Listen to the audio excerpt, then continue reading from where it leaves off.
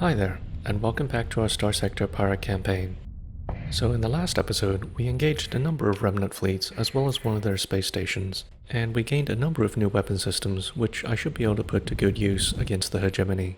So what we're going to do now is head to Karis in order to refit our ships and pick up some more troops before we head to Chicomoztoc and try to take the hegemony capital. Alright, and we've made it to Karis without incident.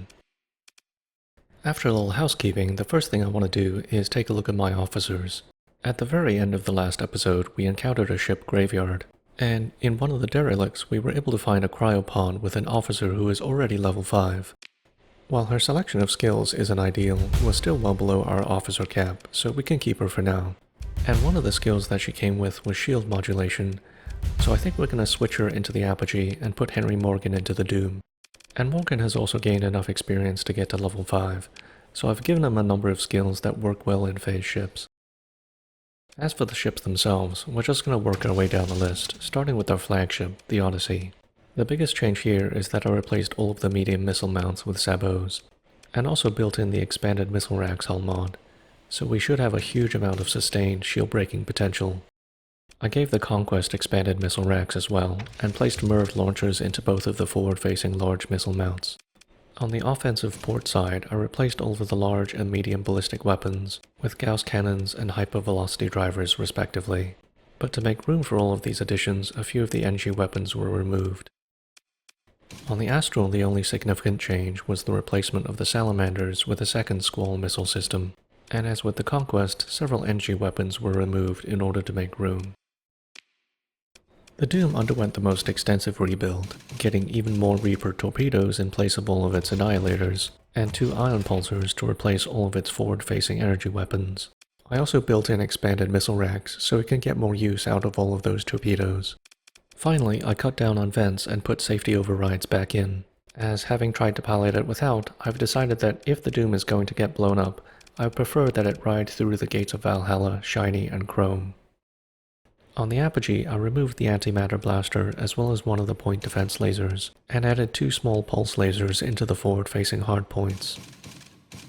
The Eagle was also extensively rebuilt, having all of its forward-facing ballistics replaced with 2 assault chain guns taken from the Hammerhead, which is now effectively retired from being our flagship. The graviton beams were also replaced with ion pulsars, the intention being to have them rapidly break through shields so that the chain guns can start doing hull damage. Finally, as I'm planning on piloting the Eagle in the future, I removed the insulated engine assembly hull mod in order to make room for safety overrides. With its chain guns gone, I decided to give the Hammerhead hypervelocity drivers and needlers, so that it can be more of a harasser rather than a frontline brawler. On the Atlas, I built in efficiency overhauls, which in our case probably just means putting better locks on all the cargo containers. I really have no idea what the boys think they're going to be able to do with a bunch of spare motors and electrical conduits. Actually, on second thought, I don't want to know. I also finally decided to do something with the Heron, which consisted of adding some fighters and interceptors, adding some long-range missiles to the medium weapon slot, slapping on some point defense lasers, and rounding out the build with some vents and capacitors. We still don't have any carrier-focused hull mods, so this is just something to make sure it doesn't go into battle naked if we ever do need it. Last, but certainly not least, we have the Sunder, which got an auto-pulse laser, 2 medium pulse lasers, and a dual light machine gun to cover its butt. Since safety overrides are very conveniently already built in, I decided to use all the space that was saved to add in hardened subsystems and insulated engine assembly. And finally, I built in hardened shields and used any remaining points on capacitors and vents. Alright, now that all the ships are sorted, let's get as many Marines as we can and then head over to the Aslan system. So we have about 1,500 Marines now, and if we're careful, that should be enough for our purposes. Since we were docked, I also sold off any extra blueprints that we had. I would normally be more careful about selling these off to the pirates, but since they're on our side this time, that's not really a concern. Also, so far I've been using the first copy of any blueprint that we find. I'm not sure if we're actually going to end up using any of them, as I'm currently content with taking over the Persian sector on behalf of the pirate faction. But we're not exactly strapped for cash, and it's not as if we have a colony to maintain, or any ships and weapons to buy, so I've just been opening them up on the off chance that I change my mind and we do start our own faction. Okay, so the hegemony certainly didn't wait very long in welcoming us to the Aslan system. I don't foresee any individual fleet posing too much of a challenge, so I'm actually going to try and get them bunched up so we can engage them all at once.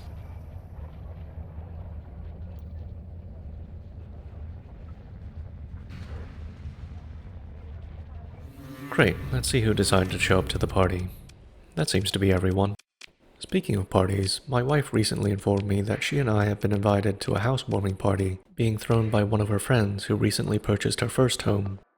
Just a few hours ago, she informed me that she had received a group chat from the host asking if anyone had a bunch of extra chairs, and this is after telling me all week that the host had only just started ordering furniture online. I recall that when my wife and I purchased our current home, we started ordering furniture weeks before we even signed the paperwork. So you might say I have some reservations about attending this so-called party, as I would at least appreciate a place to sit down and enjoy a beer with all of the other husbands who got invited as a +1. I mean, I'm rarely in the mood to be kind to the hegemony, but I was at least considerate enough to bring enough chairs, as I expect this fight to largely consist of us telling them to sit down. Anyway, I started this fight off by deploying the Conquest, Odyssey, and Doom, and I've sent each of them to take one of the capture points closest to the bottom edge of the map, with the Conquest being assigned to the nearest one, as it is the slowest. Now that we've captured all three, we have 60 extra points to work with, so I'm going to bring in the Astral and the Omen, and have everyone regroup in the center. This fleet composition is pretty light on escorts, so we're just going to have to be particularly vigilant about groups of smaller ships, and be mindful of our positioning so as not to get surrounded. You know, one thing that just occurred to me is that we could have put those broadswords that went into the Heron onto this Odyssey instead. I've never been particularly fond of Gladius fighters, and I suspect the broadswords would have served us better. Also, I should probably have turned off comms before I said that. Disregard, Gladius pilots, you're doing a great job. Now go fly into some missiles for me, I need more ablative armor. As you can see, our deployment points are now negative, as the enemy fleet has taken some of the points that we previously captured. But this will only become relevant if some of our ships are destroyed, and we need additional deployment points to bring in reinforcements. But I have no intention of allowing anything like that to happen. Did you hear that, Doom? That includes you. No blowing yourself up. Alright, it looks like the hegemony have gotten themselves into some sort of shape over there. And now that they're nicely balled up, I'm going to start heading over to their right flank and see if I can start picking some of them off.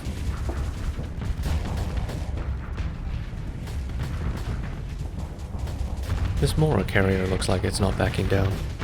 In the past, I actually quite liked the Mora for its resilience, but I've since discovered that the Mora seems to have a self-confidence that is really only warranted when its damper field is active. As soon as its ability runs out, it tends to find itself in a lot of trouble, because it's still taking shots to the face, but those shots are suddenly hurting a whole lot more.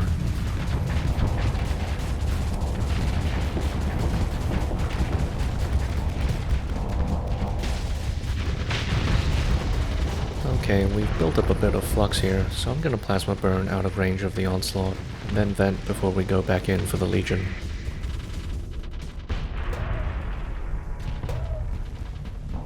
Alright, calm down, Legion. I got a chair for you right over here. So while the Legion is venting, I'm going to fire off all the sabots so that we can get its flux back up as quickly as possible. And then from there, the plasma cannon and Squall should be able to do the rest. And that's largely the strategy we're going to be following for most of these bigger ships.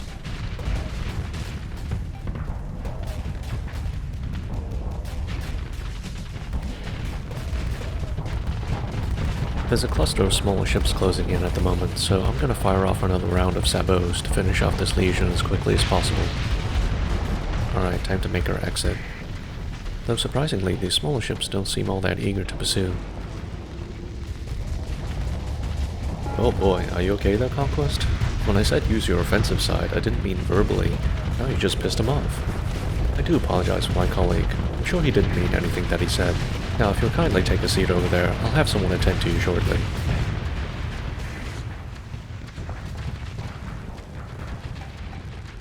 Well, that should be all the capital ships taken care of. Let's see what's left on the board. Well, there's a constellation of smaller ships around us, but nothing too threatening. And the Doom is starting to lose combat readiness, so let's have him back out in case we need him for the next fight. And everyone else can regroup a little closer to the front line. I'm still hearing a lot of angry doom noises. Clearly he's not the kind of fellow who quietly slips out of the party through the back door.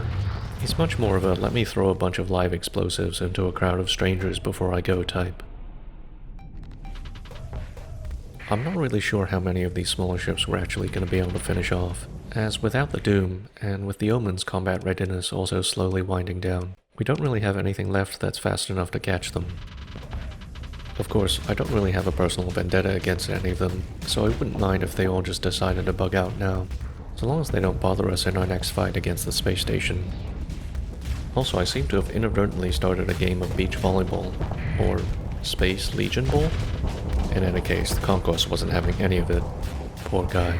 Clearly he's still feeling a bit out of sorts after getting half his face blown off. It's alright, buddy. Just breathe. Walk it off. Nothing a little duct tape can't fix. And we got plenty of that on the Atlas. Or, at least we did last time I checked. The little thieves over there must be having an absolute riot over the new locks we installed.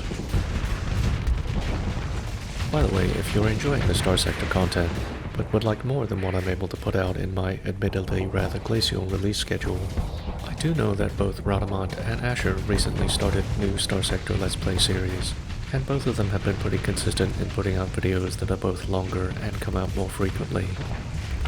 While I haven't had the time to follow along either Let's Play series all that much, I do know that ARRGH's game is pretty heavily modded and includes a number of factions that don't appear in vanilla, whereas Radamat's series is much closer to the base gameplay, as he also covers a number of other games. In case you're interested, I've left a link to the first video in each series down in the description below.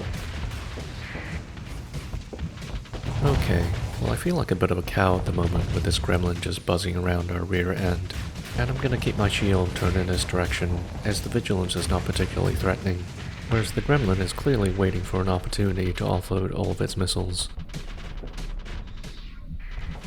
Ah, there it goes, right on cue. Now it's just a matter of turning around.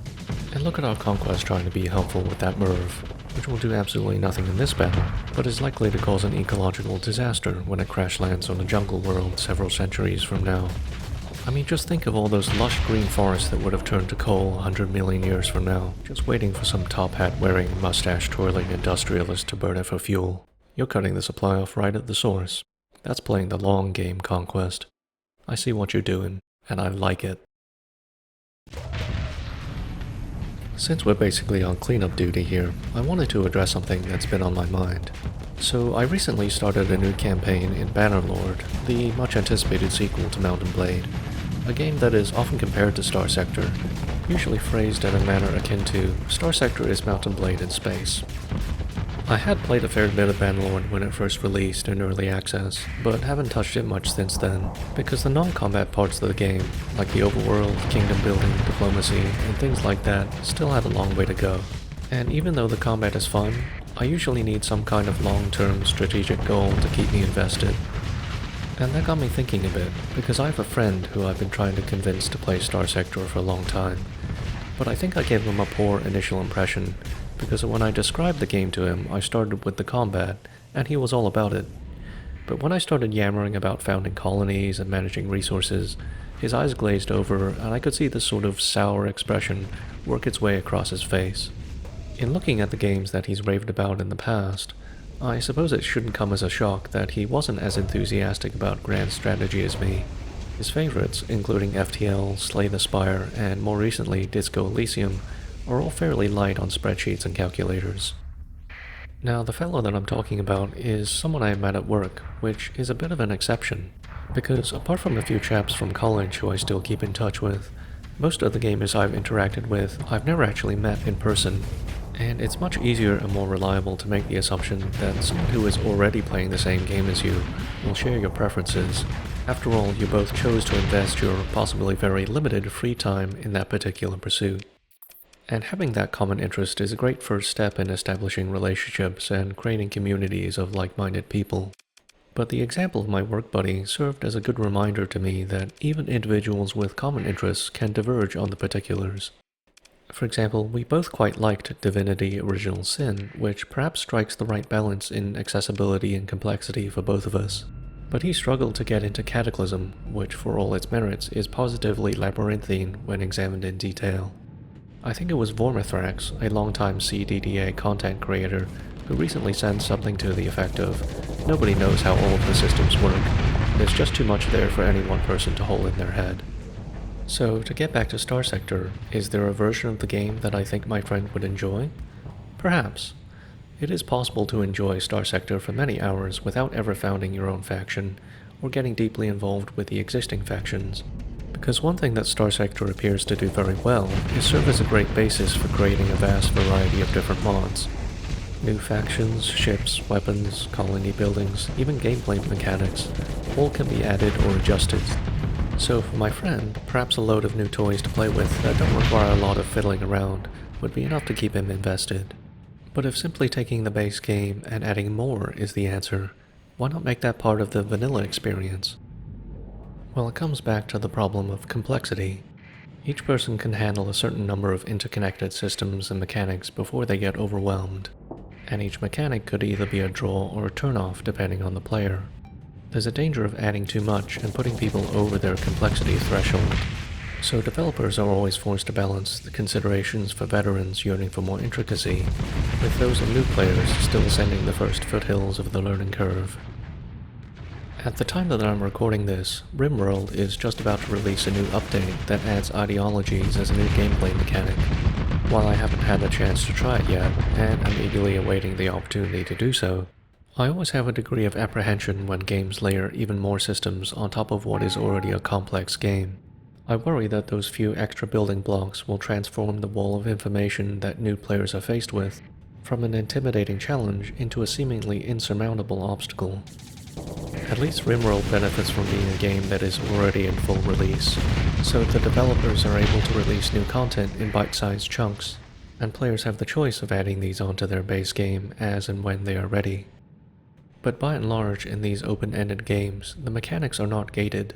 You get everything at once, and it's always there affecting your gameplay, whether you know about it or not, which to new players can make it seem as if the learning curve is more of a sheer cliff, its staggering heights veiled in cloud and fog. When you're climbing it, you often don't know how much further there is to go, and that can be disheartening. I think that bringing this mindset to Starsector has helped me to see the game in a more forgiving light. In its current state, I'm usually left wanting more. More ships, more weapons, more colony management, more diplomacy options, more everything. But I also want more people, more gamers to be able to find the same joy in it that I have. And if the price for that is the base game never getting more complex than it is right now, I think I'd be alright with that. Starsector is a great community, and is bound to get a whole influx of interesting and talented people when it finally hits Steam. And I'm content to let their hard work add those extra layers of complexity when I'm looking for it. But what about you guys? Do you feel like vanilla Starsector strikes the right balance between accessibility and complexity? Is there a feature from your favorite mod that you think should make its way into the base game? Or do you want something for which no mod currently exists? Whatever your preference, feel free to let me know down in the comments. Okay, so we eliminated the majority of the defensive fleet in that first encounter, and we got a chance to test drive the newly configured Eagle in the pursuit that followed. Under different circumstances, I may have decided to simply let those logistics ships go, but I wasn't entirely certain that we had enough fuel for the upcoming tactical bombardment, so it was very considerate of the hegemony to throw a couple of fuel tankers at us, just to make absolutely sure. But as soon as that was over, a couple of latecomers decided to show up, explaining their tardiness on the fact that one of them forgot to lick their boots clean the night before. Of course, I tried to explain to them that I had a permit for all of the space trash that we just left behind. But as we've already learned, this particular breed of fascist is not particularly well versed in negotiations, so here we are again. I've decided to fly the Doom this time, as the Odyssey and the Eagle already featured in the last fight, and I'm not planning to field the Doom against the space station, so it's okay if we expend all of its CR here. You may have noticed that this thing looks like it's had a bite taken out of its front armor, and that's due to damage sustained in the previous engagement, so we're just gonna have to be extra mindful about not taking too many phallic-shaped projectiles to the face this time around.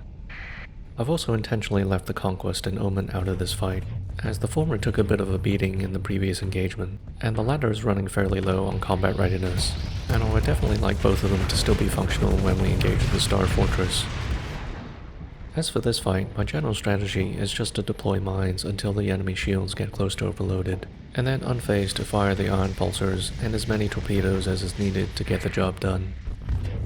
For the most part, I'm trying to put the mines behind the intended target, as this is where ships with front-facing shields are most vulnerable, and it also serves to limit their avenues of escape. Now if we can just take a little less inspiration from Jackson Pollock when choosing where those mines go, we'd probably be able to get this done a whole lot faster. You up for a game of soccer, Eagle? I brought a ball. He doesn't want to play either. Always the bridesmaid and never the bride.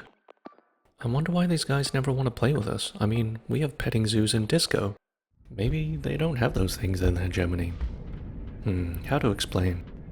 Well, you see, a petting zoo is kind of like the brig, except contact with the prisoners is encouraged, and all of the prisoners are llamas and goats. And disco? Well, disco's a bit like marching, except everyone's marching in a different direction, and you don't have to keep in time. Oh, and some people may be on combat stims. Yeah, combat stims. Now, doesn't that sound like fun? What do you mean you don't know what fun is? Actually, you know what? I think I do have exactly what you guys need. Just a hail of torpedoes and then darkness forever. Griffin, you're up first.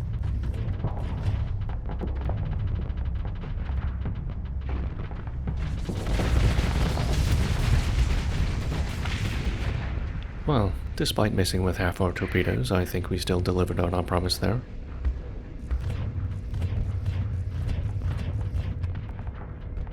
Don't mind me, Monitor. I'm just gonna pass right through you and then use you as a shield.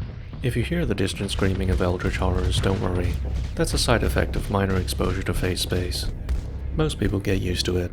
Or they take a pencil to their eardrums. Or a spoon to their eyeballs. Or they throw themselves out an airlock. Anyway, you get the idea. I wonder what the Luddic Path would think about all the creepy crawlies hanging out in phase space. Maybe that's why they don't use phase ships.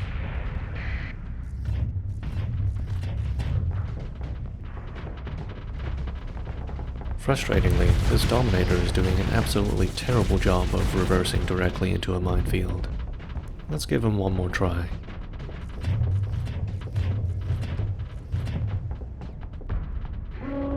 Nope. 0 out of 10. Looks like we're gonna have to do all the work in this relationship. Please stand by. I gotta lose some of this flux that I built up waiting for you to follow directions. Alright, now just hold still. I got a limited number of these suppositories left. Actually, speaking of suppositories, my wife recently took the dog to see the veterinarian.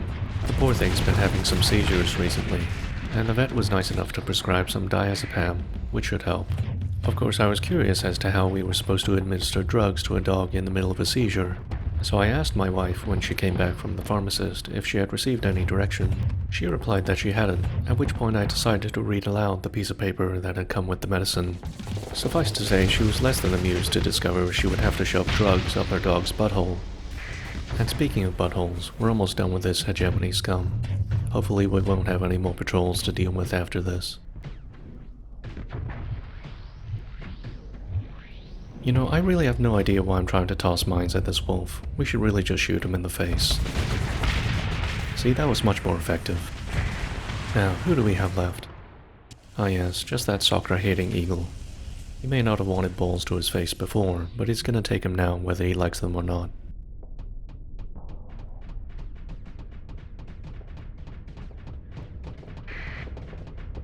Hey, Eagle, remember us? Oh no, I didn't want to talk about petting zoos this time. Actually, I'm here about your Starship's extended warranty. Yeah, you really should have bought one.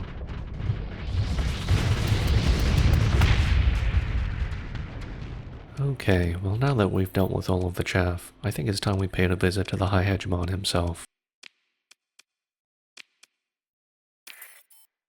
Let's just take one more quick look to make sure we don't have an audience. Yeah, okay, still a few flies buzzing about, but nothing too concerning. Let's do it. So the biggest thing to watch out for in this fight is going to be the mines. All of the Tier 3 space stations are able to deploy mines, and while I think the high-tech version is the most deadly, because it can send out a whole lot of mines in very short order, the low-tech versions are individually much more damaging, so we'll just need to be extra careful not to hit any of them. And that's also why I really wanted to bring the Omen into this fight. For as long as its CR can hold out, I'm really hoping it can take care of most of the mines on our unprotected flanks. However, it's definitely going to start waning before the battle is up, so we are under some time pressure here to eliminate as much of the threat as possible before we need to send the Omen away for its own safety. On the defensive end, my biggest concern is the Conquest, as it took some damage in the previous fights, and its very narrow shield arc means that it's the most prone to being surprised by mines. Like all Tier 3 orbital stations, the low-tech Star Fortress has 3 layers of modules. The outer layer is a constellation of orbiting defensive platforms. On the high-tech Star Fortress, all of these platforms have fortress shields like the Paragon or Monitor, but the low-tech versions have no such thing, so they should be an easy win for us. I'm just gonna try and take each one out in turn as it circles around to face us. You can see that after each platform is destroyed, the remaining ones will redistribute themselves so that they're always evenly spaced around the center. Thankfully, this station has been configured with a lot of Hellbore cannons, which are terrifying against armor, but not too threatening against our shields. Okay, just one more platform to go. Hopefully we have enough range to take it out, so we don't have to wait for it to circle back around.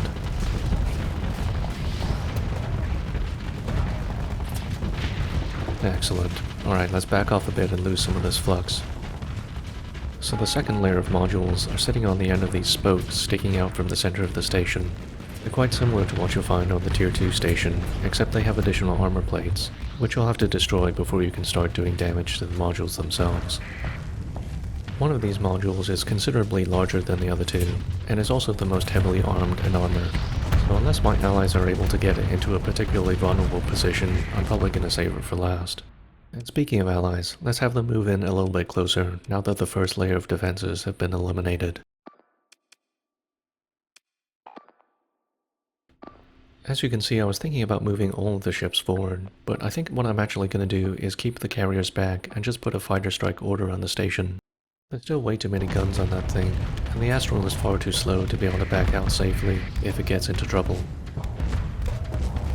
As you can see, we have the big module turned towards us at the moment, and I'm not expecting to be able to do any serious damage to it right now, so I'm just going to bide my time until one of the small modules comes around. Actually, quick change of plans.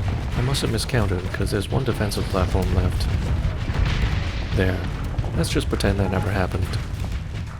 Now let's move on to the second layer for real this time. I'm going to start by moving in a little bit closer, and then firing off a volley of sabos to get rid of these shields. Even though the armor plates sit on top of the station module, the module's shields still protect the armor plates. It's like each module has this onion of protection, and if you're not prepared, trying to cut through it can be the source of a lot of tears. No, please, hold your applause. It only took me all week to think of that one. Anyway, we've already broken through the armor plating on this one. Let's see if we can eliminate the module itself before it turns out of range. Again, I'm trying to keep an eye on our time here, as I can already see the combat readiness on the Omen dropping to 0. The poor thing is shooting sparks all over the place just trying to hold itself together. Wait a minute, doesn't it do that all the time? Alright, time for another quick breather. Also, Astral, I would really prefer if you sat a little farther back, buddy. You're really in the splash zone here, and I know how much you hate getting wet. Alright, well, while the carrier is busy wondering whether I meant that as a double entendre, let's try to back this Odyssey up so that we can keep that station module in our firing arc.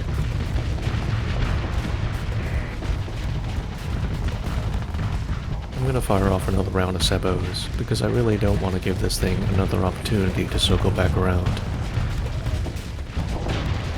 Alright, time to get rid of our flux again. Hey Astral, unless you want to get speared in that massive orifice you call a face, you should really move. And yes, I meant it both ways this time.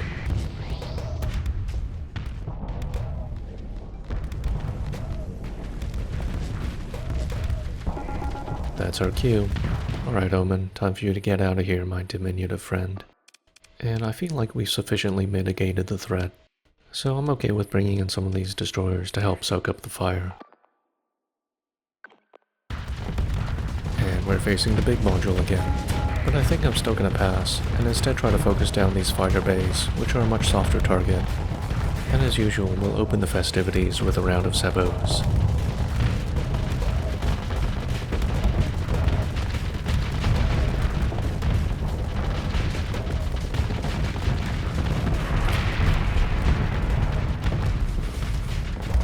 that, another round of MIRVs merrily flying off to cause another ecological disaster. I wonder who fired those.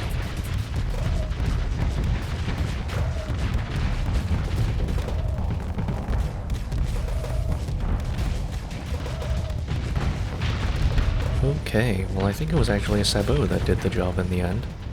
In any case, the Astral is once again begging to have absolutely unspeakable atrocities committed against it. I mean, if you really are such a masochist, I've got a wonderful little puzzle box that might interest you.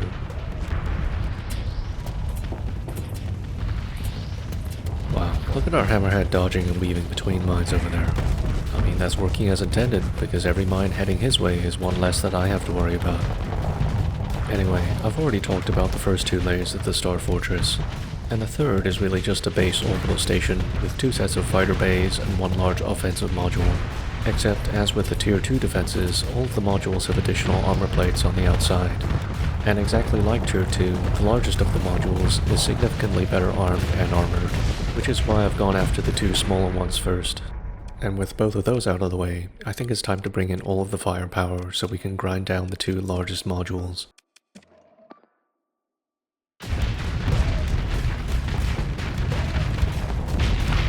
We're almost half full on flux here, but we've got the station on probes, so I'm going to choose to stay in the fight so we can keep up the pressure.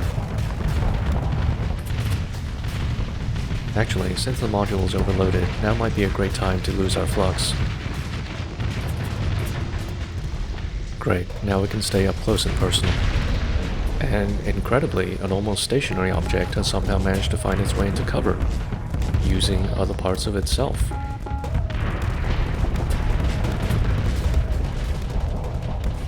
And for once I'm actually not upset that the Astral has come in a little closer.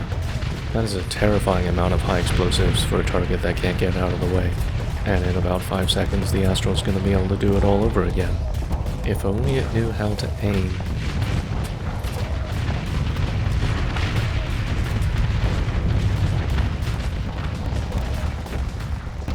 Hey Conquest, you want to give us a hand here?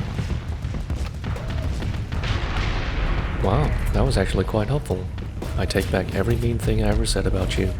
Except for the rainforests. They're still gonna burn. And it's all your fault.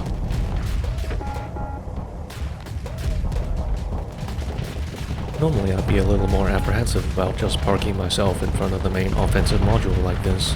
But it seems like they're only worrying about the fighter wings at the moment. Maybe they watch too much Star Wars. Listen guys, unless you have an exhaust port that for some reason leads all the way to your reactor core, maybe you should be more worried about the capital ship that's practically sitting on your face right now.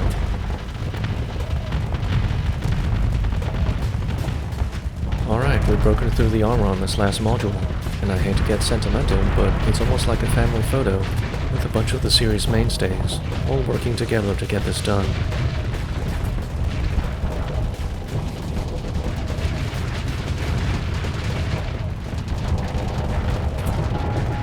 As soon as I'm done complimenting you, you all decide to start slacking off. Typical pirates. I expected nothing less. Well, I guess that means it's on us to bring it home.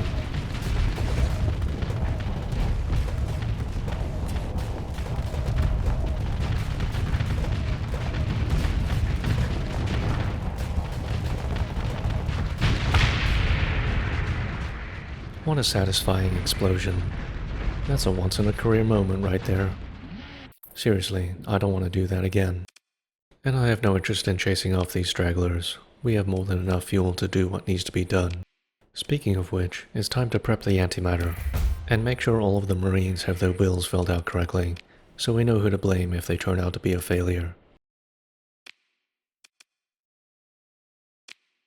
I suppose now would be the perfect time for some sort of speech, but we all know my way here. A revolution may have started on Ankara, but generations from now, on free worlds across known space, it will be Chicomoztoc they remember. Because here, on this world, is where we declare that the only power in the Persian sector belongs to the pirates.